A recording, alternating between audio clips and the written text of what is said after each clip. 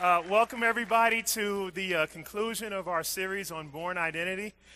We are sort of the musical chairs church, and we always have sort of a conveyor belt of people that are involved because we want to illustrate that this group and our identity is formed by God, but it's not formed through one person or one personality, but through a whole smorgasbord, if you will, of humanity. I probably could have come up with a better word than smorgasbord, but I'm so eager to do this message. Last week, if you weren't here, if you're a guest, we're so glad you're here. You get a chance to look at sort of what makes our church tick. If you're a member, thank you for making us tick and making us go and letting God use you. We've got people here like we had last week that are going to share how certain aspects of what God has done in our group have shaped our identity. And then, God willing, if time permits, we'll have the concluding message of the series, which is entitled, we went for a real original title. The title is I Have a Dream. And so that's what we're going to talk about a little bit later. If you take out the back of your handout, look at the back of your handout, because our story is so varied and so multifaceted and so long, we don't have time to go through it all. And so I made some notes on several sort of principles and guiding ways of thinking that have helped shape our church and our identities, particularly over the past 10 or so years. We are from a stream of Christianity called the Restoration Movement. It was begun in antebellum America in the early 19th century. And don't have time to go into it. You got the evangelical, you got the Protestant Reformation. We're a part of the Restoration Movement. Obviously, we stand on the shoulders of all the reformers and all of the Christians that have come before us. But if you're really interested, please go to Wikipedia and the source of all knowledge and look up Restoration Movement and look up International Churches of Christ, and you'll find sort of our distant family history. Also, you can go to laicc.net and go to the resource section of the outline and look to About Us for the story of the LA church and its planting by 50 people about 24 years ago in 1989. We are one of several groups that formed that church, and we started out as the arts, media, sports region because so many of us have a background in arts and in media, and we used to have a couple of former pro athletes, but sports never really kind of just sounded good, and we all like sports. And so, by God's leading, we changed our name in 2007. It was actually Jay Minor's brainchild. He thought about calling it Staging Point. And that's a theatrical term that many people don't know, but how about Turning Point? And so that clicked, and that became our surname, so to speak, who we are, because we want people to experience turning points in their lives. And so that is sort of 300 or 400 years of history in a couple minutes.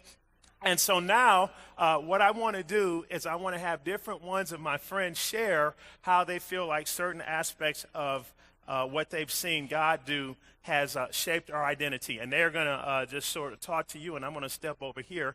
And why don't we start? We talked about our family ministry last week. But as well, we have an incredible singles and college students ministry. And in fact, it is the foundation of our church. Our church began and really grew in the early 90s. And we were a lot young, single, in Hollywood, some people in the industry, others not. And it was built on helping single people make turning points in their lives and find God. And then now, several years later, those that were single are now married with children and are leading in the family ministry. And so it's been the source sort of, where we've come from. And it is ably led by a number of people. Curtis and Kim Reed are our singles and college students ministry leaders. And as well, Seth Nielsen, and also Mel, and also Drosty, I call it Drosty Sarah. So I want to ask Curtis to start to share, how do you believe the singles and college students ministry has helped shape our identity? That's a loaded question. Singles are amazing. I think I think one of the things that I'm realizing about the way singles are perceived in the world is just, it's a scary thing. I mean, singles are viewed or sort of promoted as being, promiscuous, drunk, always trying to, party and be irresponsible. And I think what I've seen, being fortunate enough to be converted as a single, but also having many single men and women around me who have inspired me, is I think single people who love God can redefine that and have redefined that definition. I believe very strongly. I don't think your commitment to God has anything to do with your marital status.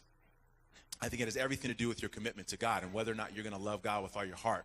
And I think what I've seen single people do in our church is prove that time and time again, where it's like it's not about pining away to have a husband or a wife. It's about giving my whole heart to God with everything that I have and literally redefining what it means to be single. So that's what I've seen. That's what's helped me. So.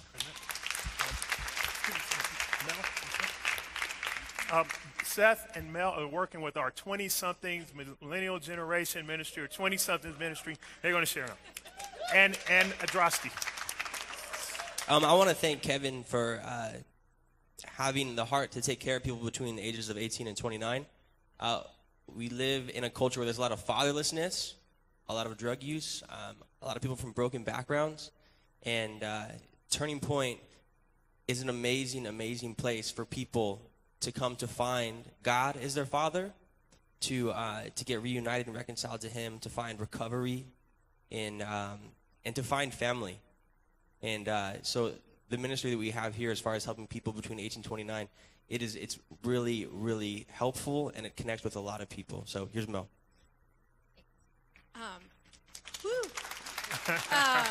I think for me, like, the thing that really resonates with me is all of my mentors, whether it's Lisa Selesky, who studied the Bible with me, or Robin Foyle, who was leading CR when I went in. Like, I feel like they were the pillars that I looked at when I came in at 21, and I feel like they trained me up, and I feel like the women that are in our ministry now and the men that are in our ministry, like, they're the pillars of the next generation. Like, they're going to be the ones leading the church after we're, like, coming in and, in the back and, not doing this anymore. Like, they are our next generation, just as Lisa and Robin and all them who were in their 20s, or teens, actually, how they led us. And Lisa was in her teens, right?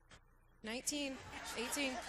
But like, I think with, like, Sarah and then even Kelly and Isis and all of us, like, we all came in our 20-somethings, and I feel like they invested in us. And it's such a privilege to watch these women and men become the next generation and the people who are going to lead our children and your children to love God. So Kim, and also John and Tony, come on out.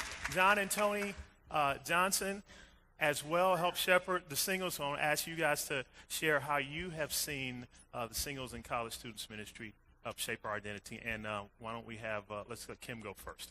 Ladies first. I was supposed to come up with Curtis, but I'm a little slow this morning.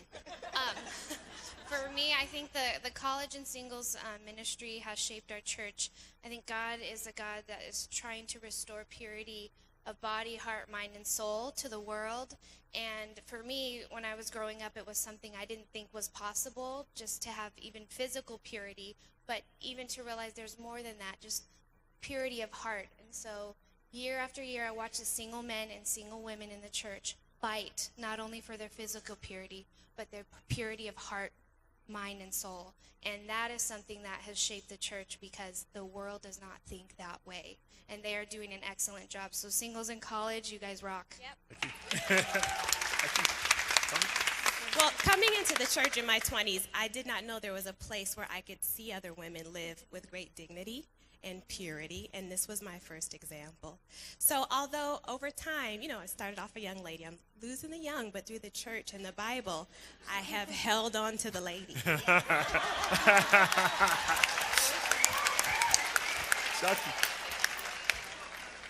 I think through a undivided devotion. I know, and what I mean by that, I know when I was a young 20-year-old, church and having a relationship with God was not a priority. There were so many other things that were my Lord, my job, other relationships. God was the last on my list. And what I see here in the Turning Point are singles who are devoted, who are committed to honoring God with their lives, and that is such a remarkable thing today.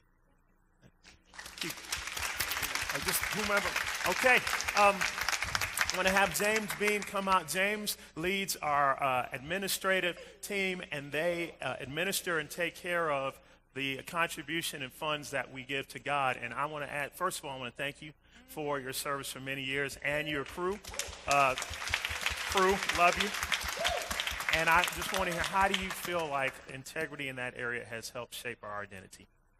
Well, when you talk about integrity, integrity with money, you definitely have to go back to God and how He views money. And from what I've learned from the Bible and just from this church, the integrity of money is based on people, not on things, not on programs. And I see that our church has really maintained an integrity of giving to people. We are ruthlessly invested in giving to people rather than things. So, well said. Thank you. So we have a remarkable worship team and worship band that has shaped our identity, honestly, more than we probably get or can share. Specifically in 2004, Jay and the other worship leaders that we have started us on a different direction to really emphasize worship all across the board, and specifically musically, and it has personally transformed my life and as well many of ours. But I wanted to ask one of our worship leaders, Chinwe Black, if she can share. I got the last name right. Ask you to share how you feel like musical worship in Turning Point has helped shape our identity.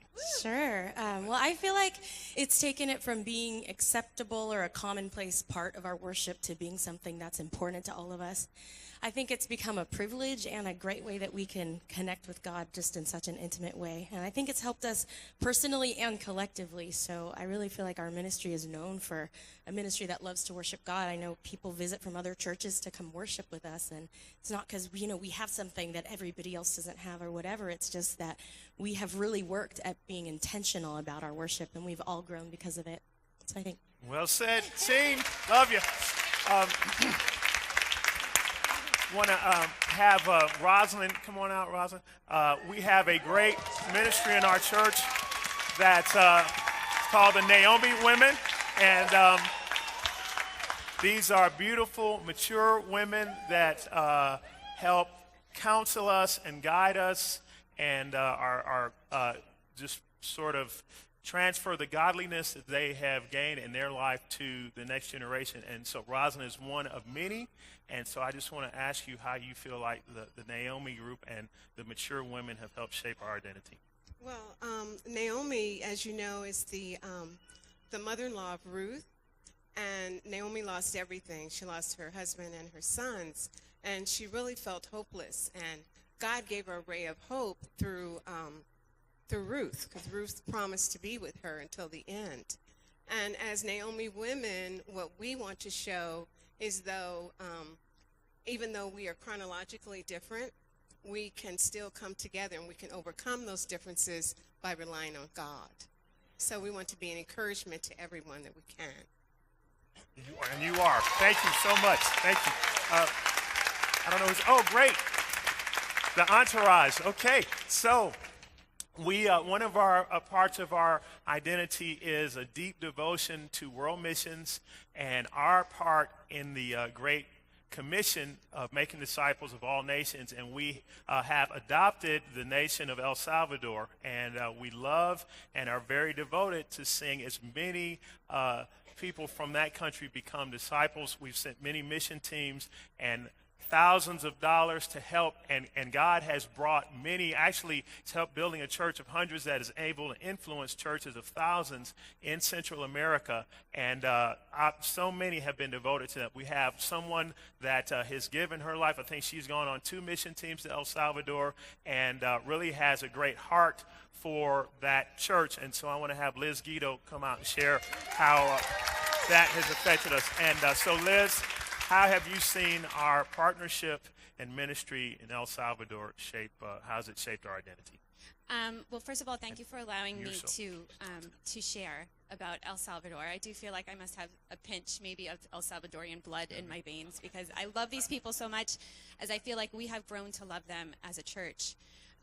There are so many different areas that I feel like it's helped us grow in, but I tried to narrow this down for Kevin's sake, for time's sake, to 3 points. And one is that I feel like it's given us a different perspective as a whole, living in Los Angeles, California, that we have rich people problems. This is a lesson that I have not forgotten, and that I feel like a lot of us take with us into our daily lives.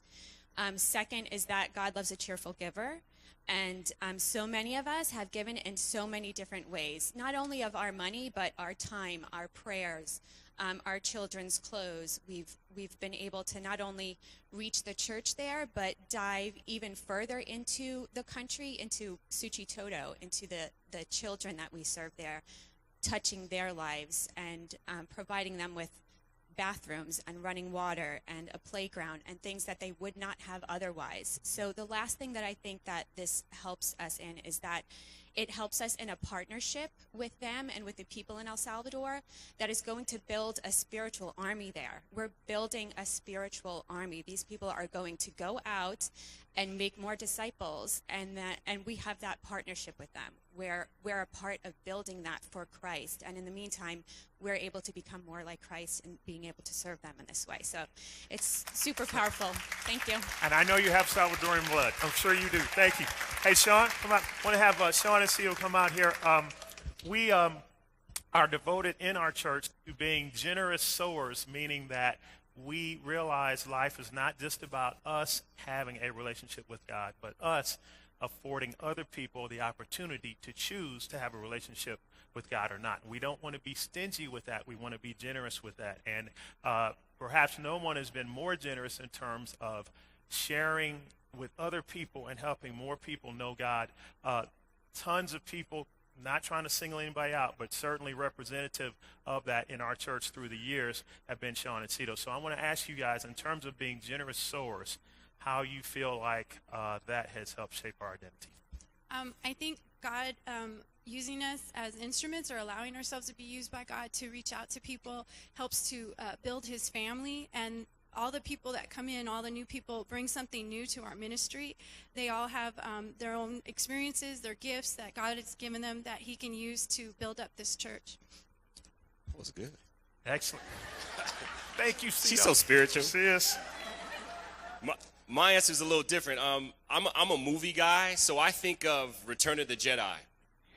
When Luke goes back to get Darth Vader, the thing that I love that Darth Vader says to him is, "It is too late for me, son."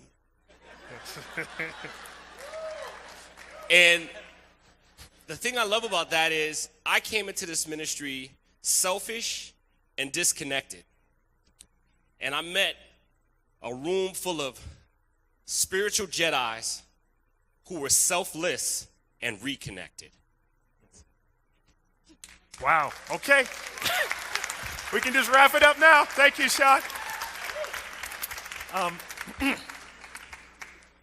We have many of our members that have been trained in grief recovery from the Grief Recovery Institute.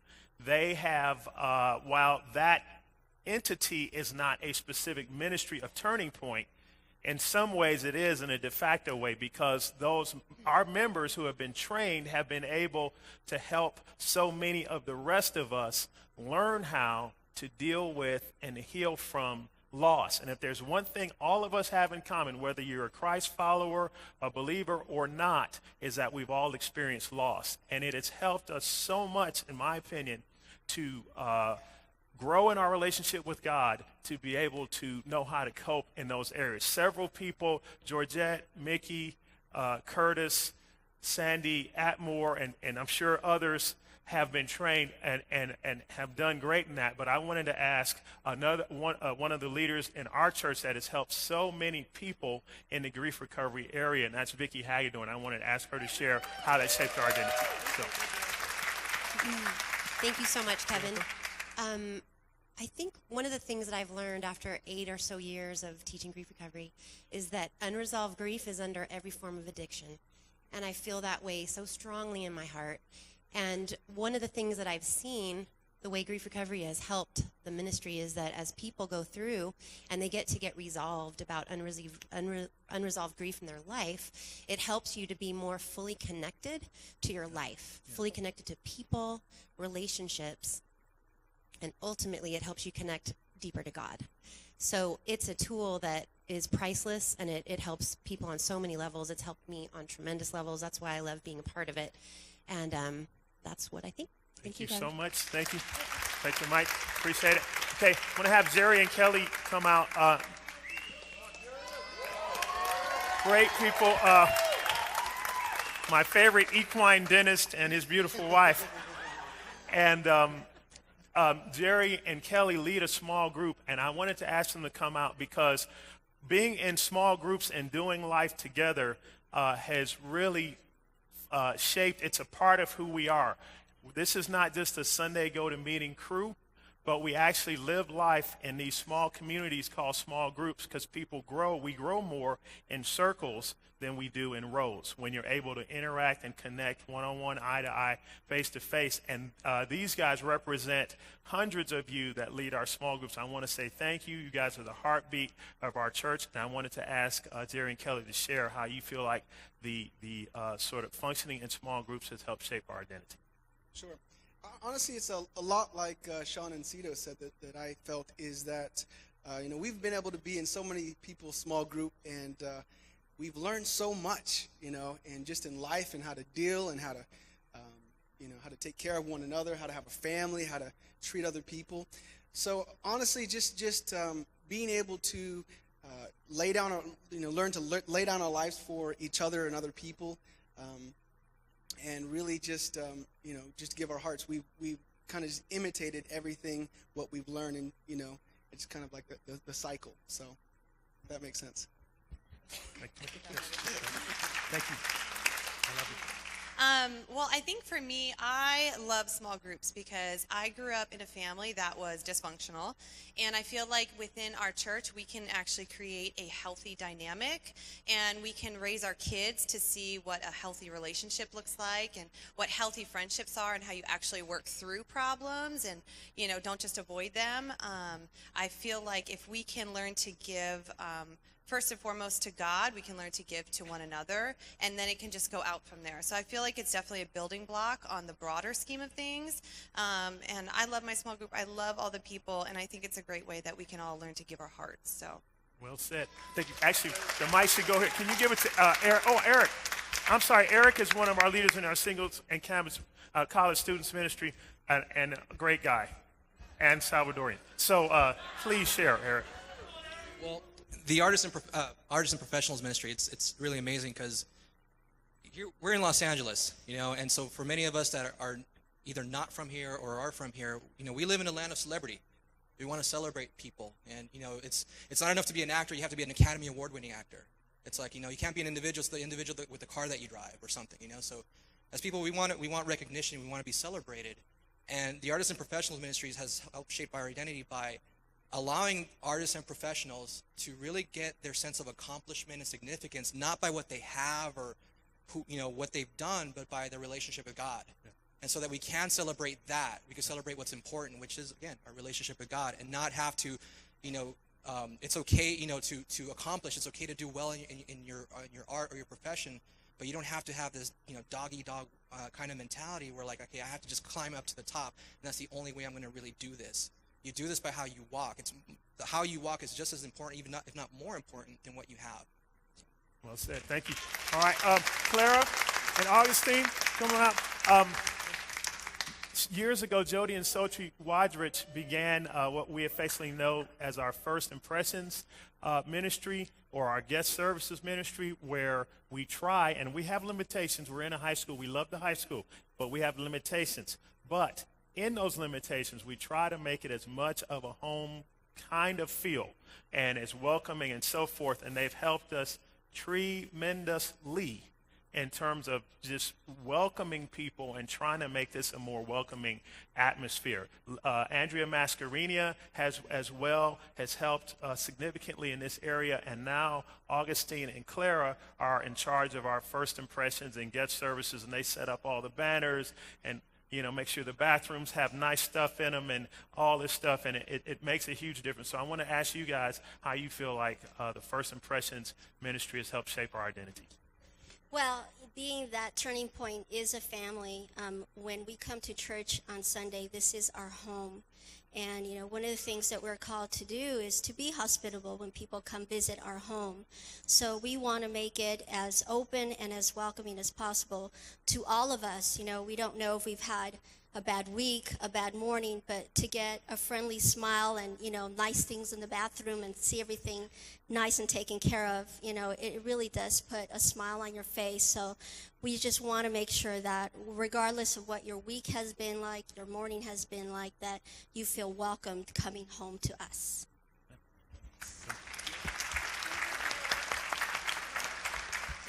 I think for me, the setup, the starting point, ministry, what we do, setting up signs and walkie-talkies, making sure everyone's set up, connected, cables, everything that people do, all that communicates the attention to detail and the pains that we will go through as a ministry to warmly welcome people. And so please know that, those of you who get here early before everyone and stay after everyone else to set up, to tear down, it communicates that, and it means a lot. People have come to church just because they saw, it's not a school, they see signs, and they've come in because of that. Thank you. Well said. All right, let's see who we got. Greg, come on out. All right, so Greg Archuleta helped us come into the 21st century because he's a tech genius, and he's in charge of making sure that our Facebook page, Twitter page, and also our mobile site, which is so cool, is functional and welcoming and helpful, particularly for all of us, but particularly for the younger generation. And so, Greg, I want to ask you how sort of an internet presence and being technologically, sort of taking baby steps into the 21st century, how that's helped shape our identity. Well, I think it actually really extends the culture of this entire family. I'm sorry. Are you nervous? Yeah, I usually talk to my computer. It's all good, man. Usually, most of my best conversations are with my computer screen. I get it. Well, I think one of the things is that this church is really cutting edge in the sense that they embrace technology, and it's not something you fear. But Jay and Kevin and stuff have really created a culture of wanting to try new things, doing whatever it takes to, get new people in front of to meet God, and that's been really encouraging. We're coming out with all kinds of cool new stuff for this year.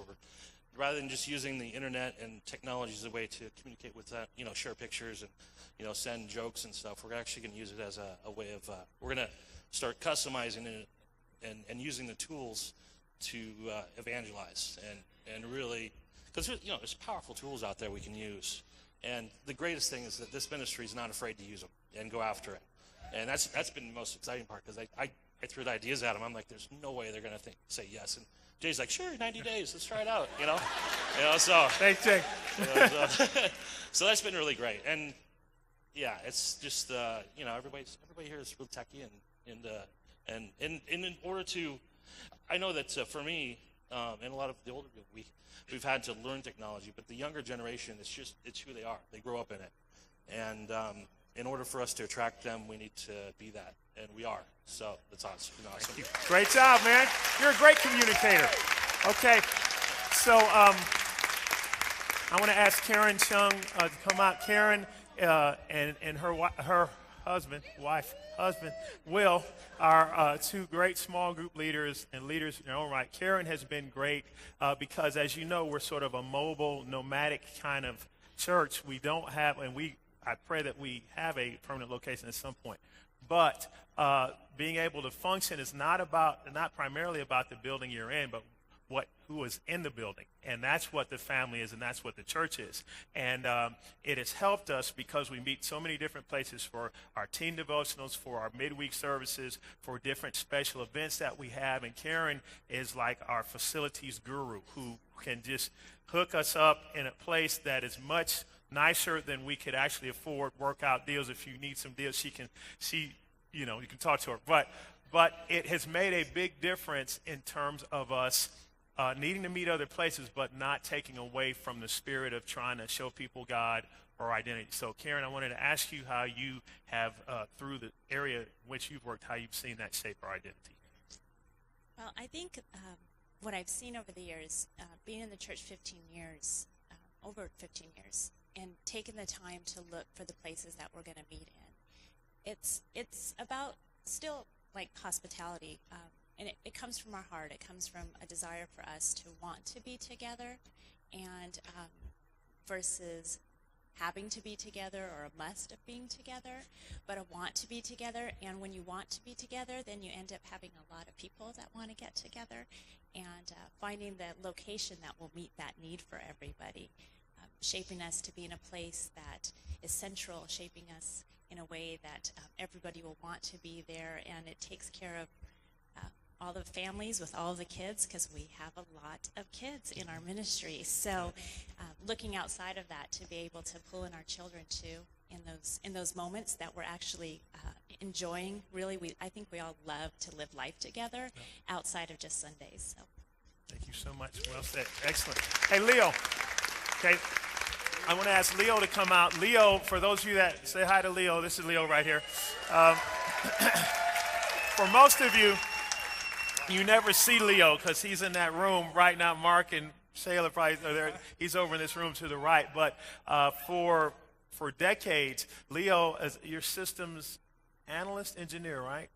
I'm just a dude trying to make money. Dude trying to make money, I know. But like UCLA grad, Microsoft dude, and he has given actually thousands, not hundreds of thousands of dollars of his own equipment to us to help us have our, audio, our visual tech art stuff. All this, probably most of the stuff is his. So, and we owe you. I know we owe you. But honestly, a lot of what is, I think, helped define us and give us an identity is the graphics and the PowerPoints and the slides and the visual presentation of the word and the things that are related to it. And so we couldn't do this, I didn't feel like, without having Leo, you share about how you've seen tech arts, how you've seen God use it to shape our identity. Sure. The way I see it is God has used different mediums to communicate to us and try and reach our hearts. He's gone from stone tablets to the printed Bible to, the internet now. Who in here has an iPhone or a smartphone? I mean, everybody does, right? Before, I remember you can identify a Christian because they would walk around with a Bible. Now you just don't know. You know them by their heart. But for us as a ministry, I know we're visual people. It only made sense for us to understand the vision of the person that wants to communicate their message, ultimately God, is for us to connect on a heart level. And we can do that faster when we actually see what's going on. So that's where the projectors come in. And, Kevin has this vision and a great thing. Well, how can you see a vision if you don't, see it physically? So that's just kind of like the way that I saw a need, and I was able to fulfill that. Secondly, we just introduced that live streaming, which is great, and now we have an outreach. Yeah. We have people on different continents watching our services. I know, Greg, this is for you, buddy, because you're struggling out there. I know it's hot. He's in Nigeria. But right? He's online. We actually chat with them during the services while they're online, and Greg's doing fine. He is struggling, so you might want to just encourage him a little bit. trying to get them on Facebook, so Greg, watch out for that. But for us, you can kind of see how the ministry has evolved in just worshiping God. When Jay changed the music, it just made sense for us to change multimedia to augment that and just kind of, give us a little boost in that area. And you can really tell, like when the words aren't up on the screen, you don't know what to sing. When they're up, it just gets a lot louder in here, which is awesome. And we know that the ministry is doing well when we actually see you guys on camera, just worshiping God from your heart. And, you're not worshiping reading words or trying to figure out what the songs are through a songbook, but you're engaging a lot more. And it's true for us back there. I've just seen it grow so much just in our worship, and it's totally worth it. Thank you. It is worth it. Thank you. All right, let's see. Christian, can you come on? Christian Molnar has helped us, and Tiffany, and also Heather Hunsberg, who's not with us anymore. She's in Denver, but they have championed, as have Carrie Cottom and some other singles, a monthly feeding of homeless in downtown LA. It's a part of who we are, and it's been going on for many years, and it, I think, demonstrates a heart for God. And so, Christian, I know that has been something that is important to you, and you have had it on your heart. You've helped all of us sort of embrace it to one degree or another. How have you seen feeding of the homeless help shape our identity? When we see people, on the streets, we just realize how much God given us.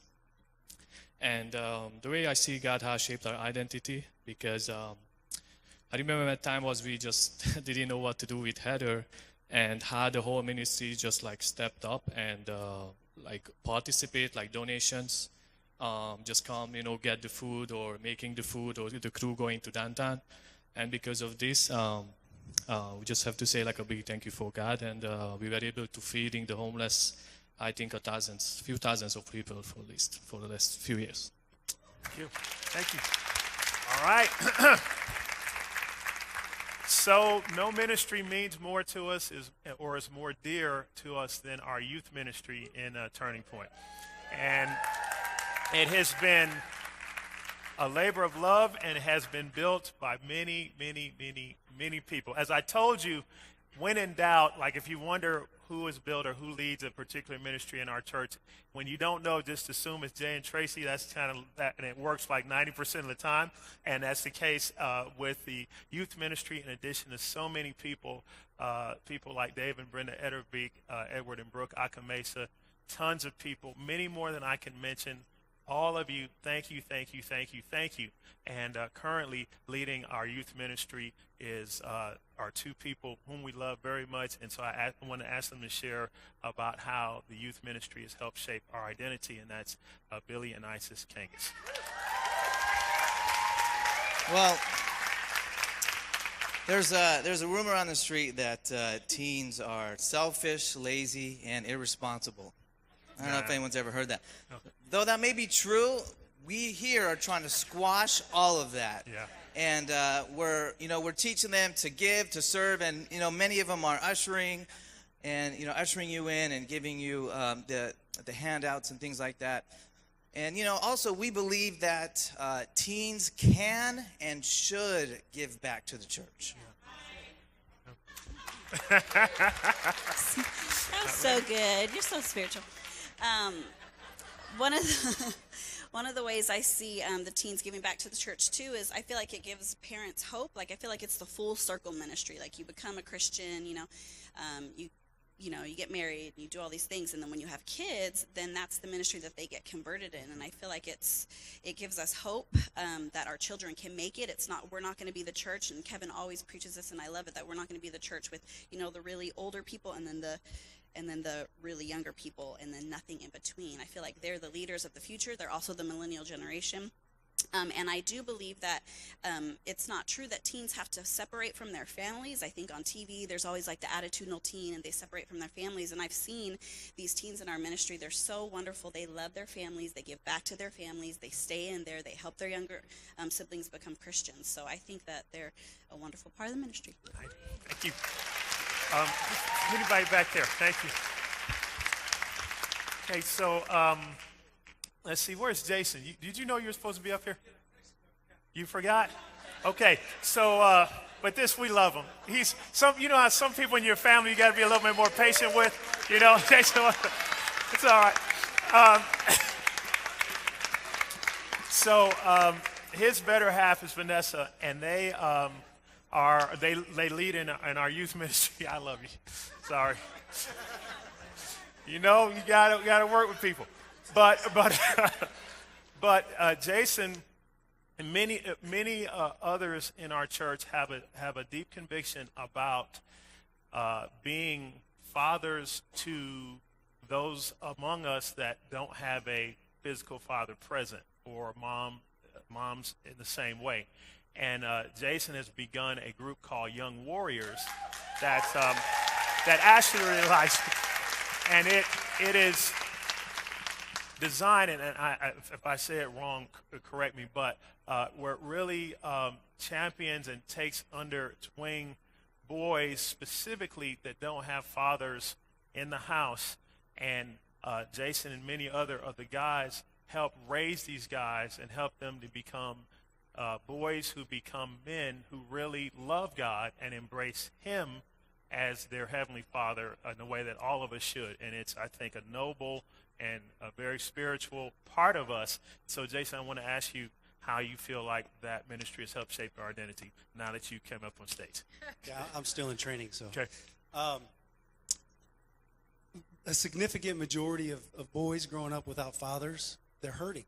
And they're hurting so deeply that they become unproductive and destructive members of the church and society and everything. And still out of breath. Got to get in shape. I got it. I'm saving him for last. So, and building authentic men is really the central focuses of the programs of Young Warriors, because, you know, even me, I started learning how to live life in this church 12 years ago. I came in with no tooth and no money and a skateboard, you know, and I was built by many of these men, starting with Leo. And I felt like, wow, if that can happen to a guy like me, we can build men. But we got to get them in fifth grade. 5th grade. So, and it's hopefully we'll stop hurting our women and hurting each other, and you know, taking care of each other. So that's the plan. That's it. Thank you. You had to come up, Peter. And so, our last person, I wanted to ask, and I got a note, man. Don't forget Peter. Peter's back there. How can you forget Peter? It's impossible. But I wanted to have this last, and I hope, is everybody got everybody covered? Okay. Because Peter is our head usher, and of course, we've got ushers. They've got the purple shirts, you know, and they're out in the parking lot. They're waving and saying hi when you come in. They're trying to help you sit. And please be nice to them, sit in the right places and so forth. But they are one of several groups of volunteers that we have every Sunday. We have people that are with our children now in our children's ministry and Kids Point. We have people that get here early to set up, tear down. We have people that are working with our youth ministry, with our chemical recovery ministry. And so, in fact, on any given Sunday, we're a group on a Sunday of about approximately 550 to 600 adults and about 150 to 200 kids. So that's a big operation, and we have 5 people that are on staff. So obviously that's much bigger than 5 people can do. And actually I was talking to a friend of mine. He said, how is it that your church is growing and productive when you have so few people on staff? And I just, because every member is a minister here. We're like all hands on deck. You're at ministry, no clergy, laity. We're all in it together. And so it's to, I think, the credit of the members that 100 to 150 people volunteer every Sunday to make this happen so that all of us can take a step closer to God and grow in our relationship with God. And so Peter represents that. Peter, first of all, thank you for volunteering and your service. And I want to ask you how you think the spirit of volunteerism that you've seen has helped shape our identity. So first of all, it was no accident that Kevin actually looked at me when Billy said he was talking about teens being selfish and irresponsible. He looked at me and said, "You're going to go up next." So I don't think that was an accident, because I'm here representing volunteerism, and I'm the poster guy for not wanting to do anything for anyone. That's who I am. So that's definitely God with his great sense of humor putting me up here for that. So when I used to come to church, so the way it shaped me, and hopefully it'll shape the church, is that I used to come in here to get served. And I used to look for the perfect seat, nobody in front of me, nobody on the sides of me, so I can put my feet up, you know. And I think the way, so this is also meant to inspire people to volunteer, because we're only as strong as the body, you know, each part of the body is only as strong as the whole. So I think one day Jay, you know, God talked to Jay every Sunday, hands down. He saw my feet and he said, you know, please God, I pray for him, something to happen to him so he can learn to volunteer. And, you know, of course, my wife starts growing a little bump, and everybody in the church knows when you're growing that little bump, because they're going to take you and they're going to try to recruit you to Kids Point right away. Whether you like it or not. So they start watching out. So I start telling my wife, put on baggy clothes so nobody sees that bump, right? But, of course, Samantha Lamb and Jonathan, they have some intuition where, you know, they know, they smell it. You're walking in, they're like, you guys, Kids Point next. So we're in Kids Point, and now I'm trying to get out of Kids Point. I'm like, Jay, I can't do Kids Point. The kids, saliva, they're all over the place, crying, screaming. Get me out of Kids Point. Of course, Jay says, oh, yeah, you know what? So you know what I need you to do? I want you to just join the ushers and greeters and, you know, just help me fix it. You know, I mean, it's a great group. All credit goes to Joey, to George, to Coco, and to Steve, right? Those guys have been doing it 20 years. I'm here just 1 year representing the group. That's right. I mean, Well said. Amen. Hollywood. It's about time and place. Anyway, so Jay says, fix it. I look at it. I give him like a, you know, little assessment. So he goes, okay, great. That's a great assessment. Just go ahead, make it happen. So here I am leading the group. So volunteering is about, anyway, what I've come to find is that they couldn't pay me enough money to do with what the leaders of this church do. I mean, it's 24/7. It's agonizing, right? And you know, the deeper you get it, I mean, it is 24/7. Crazy people like us. This is the craziest group of people that have been assembled in this church. Anyway, so, and of course we're part of it. So anyway, here we are. They need help. We can't do it. You know, this church is not going to grow organically without it. Hollywood. Thank you so much, Peter. I love you, man. Okay, somebody take this. Okay, so that's our story. Thank you for everybody. Thank you for standing here. You can depart. Huh? No. So Jay, can you stay there? Okay. So it's 12:10, 12:09. Pardon me for a second.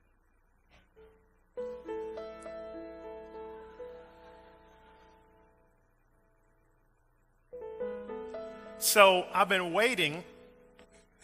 I've been studying identity for for a long time, but more intently the better part of a year. And I have a it's probably the chief conviction I have in terms of